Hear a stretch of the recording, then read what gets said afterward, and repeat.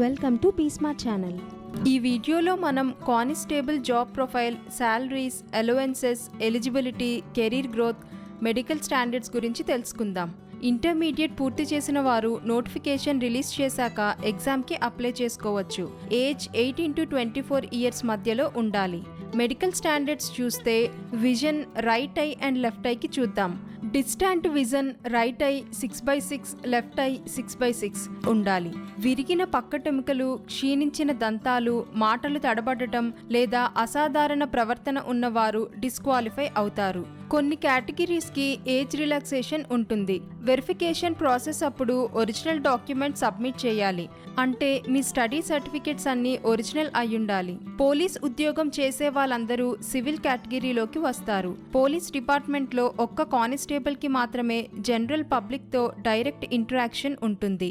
నేరస్తులను పట్టుకోవటం, అవసరం ఉన్నవారికి న్యాయపరమైన సహాయాన్ని అందించడం, కమ్యూనిటీ పార్టిసిపేషన్స్ నిర్వహించినప్పుడు వాటిని ఆర్గనైజ్ చేస్తూ సెక్యూరిటీని ప్రొవైడ్ చేయడం, క్రైమ్ ప్రివెంట్ చేయడంలో, లా అండ్ ఆర్డర్ ని మెయింటైన్ చేయడంలో వీళ్ళు చాలా కీలక పాత్ర పోషిస్తారు. ఒక కానిస్టేబుల్ డ్యూటీస్ ఏ విధంగా ఉంటాయంటే, హయ్యర్ అఫీషియల్స్ ఆర్డర్స్ మేరకు rowdy sheeters and potential criminals మీద నిఘా పెట్టడం, క్రిమినల్స్ అండ్ యాంటీ సోషల్ ఎలిమెంట్స్కి సంబంధించిన ఇన్ఫర్మేషన్ని కలెక్ట్ చేసి ఆథరైజ్డ్ సుపీరియర్స్కి ఇన్ఫర్మేషన్ అందించడం, ప్రకృతి వైపరీత్యాలు అంటే భూకంపాలు, వరదలు, ఫైర్ యాక్సిడెంట్స్ మొదలైనవి జరిగినప్పుడు అక్కడ ఉండి ప్రజలను కాపాడటం, ఆస్తి నష్టం వంటివి జరగకుండా బాధ్యతలు తీసుకోవడం, గొడవలు, అల్లర్లు జరుగుతున్నప్పుడు వాటిని కంట్రోల్ చేసే చర్యలు తీసుకోవడం, ఎలక్షన్స్ టైంలో సెక్యూరిటీ డ్యూటీస్ని నిర్వహించడం, లోకల్ గొడవలు జరిగినప్పుడు అంటే కులమత గొడవలు జరిగినప్పుడు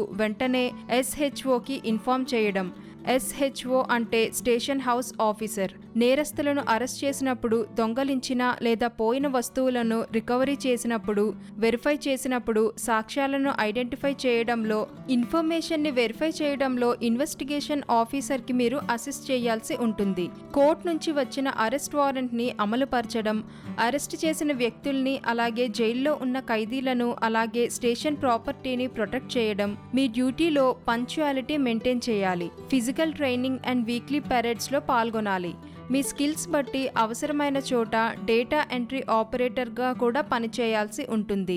మీ పై ఆఫీసర్స్ లేదా హయ్యర్ సుపీరియర్స్ అలాట్ చేసిన పనిని మీరు చేయాల్సి ఉంటుంది. మీకు 3 ఇయర్స్కి ఒకసారి ట్రాన్స్ఫర్ ఉండొచ్చు. మీ పే స్కేల్ చూస్తే 25,200 నుండి 80,910 వరకు ఉంటుంది.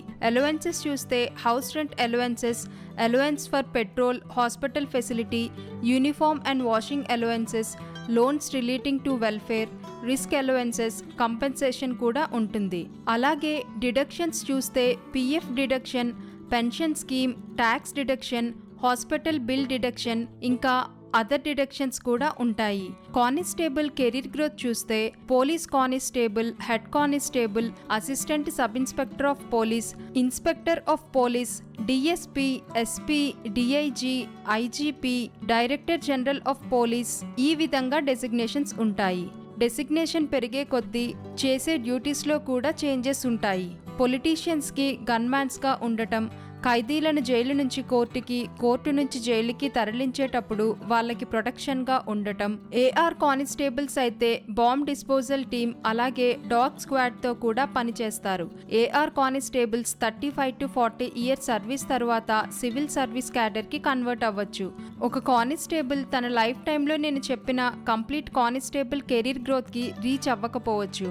కానీ పనితీరు సంవత్సరాలలో అందించిన సేవపై ఆధారపడి ఉంటుంది.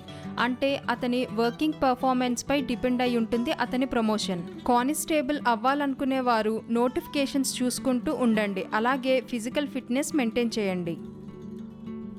ఇలాంటి ఇంట్రెస్టింగ్ టాపిక్స్ కోసం మా ఛానల్ను సబ్స్క్రైబ్ చేయండి. ఈ వీడియో కనుక మీకు నచ్చినట్లయితే లైక్ చేయండి, షేర్ చేయండి మరియు కామెంట్ చేయండి.